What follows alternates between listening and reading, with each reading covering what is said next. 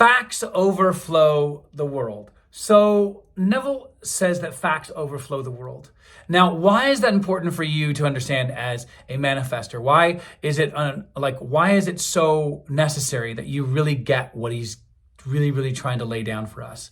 Because if you don't, you're always going to be measuring your manifestation against what these so-called facts are.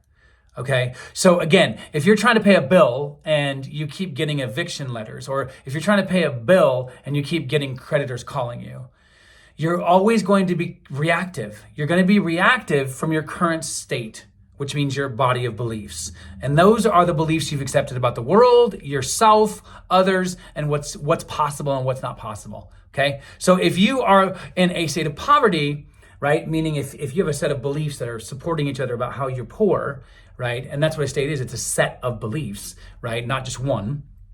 And they support each other.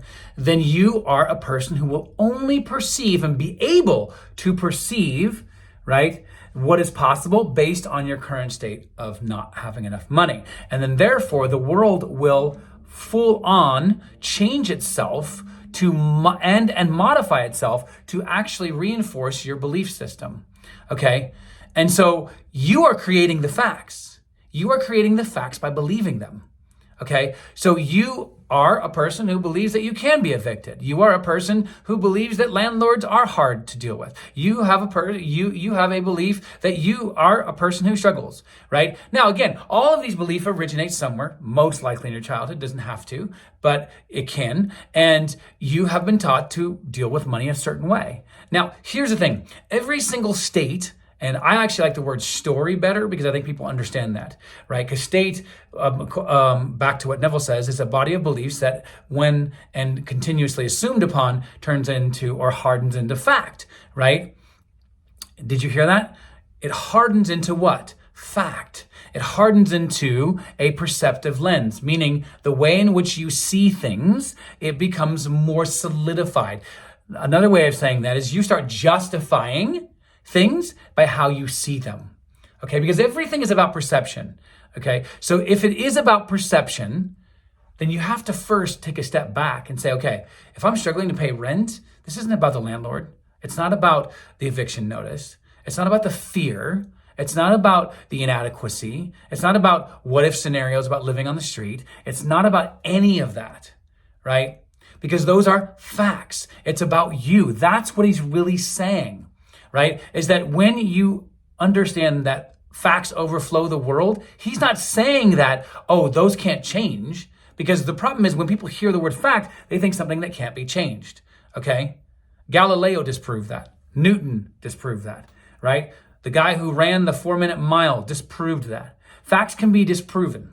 Okay? The things that we thought we were were once true are not always true. And have always been true. We usually tend to accept them because other people do, okay? And that usually also means that most of our facts are codified within us since our childhood because we've accepted those ways of being in the world through our parents and through our groups and so on and so forth, right? So what you need to grasp with this is the importance of becoming fully aware that you've accepted certain facts and that you manifest those facts because you create macro beliefs and micro beliefs. The macro beliefs about the world and how things should be handled and the rules and the laws and what's right and what's wrong and what's evil, what's good, what's beautiful, what's ugly. All of those things are the macro, right? And then you have the micro beliefs, and I've talked about this in my other video on micro and macro beliefs, so check that out. But basically, you've accepted certain things that are always hooking up to your micro beliefs, which is your personal beliefs and your desires and so on and so forth. And so you need to be fully grasping and aware of what those are and how they're relating to each other, because those are the facts. Those are the facts, ma'am, right?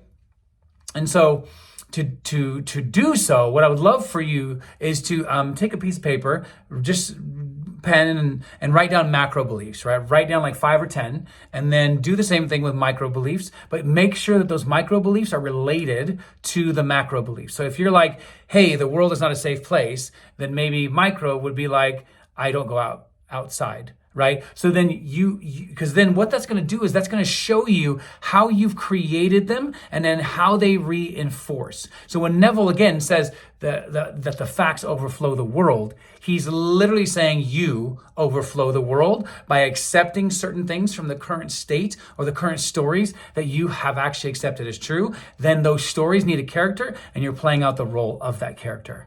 Okay? And then that means you're only ever seeing what is capable of happening, or even what your potential is based on your current sense of consciousness or awareness. So then this little activity I'm giving you will help you become more aware of the stories or the states that you keep bouncing in and out of. And then that will also give you the fuel to actually create better ones, right? Because that's what we want for you. That's what you want for you. So by the way, if you need help with this or anything along those lines, this is what we're about here at Wonder Emporium Coaching, right? Helping you using science, using neuroscience, using psychology to help you get to the better version of yourself that deserves and gets everything you want.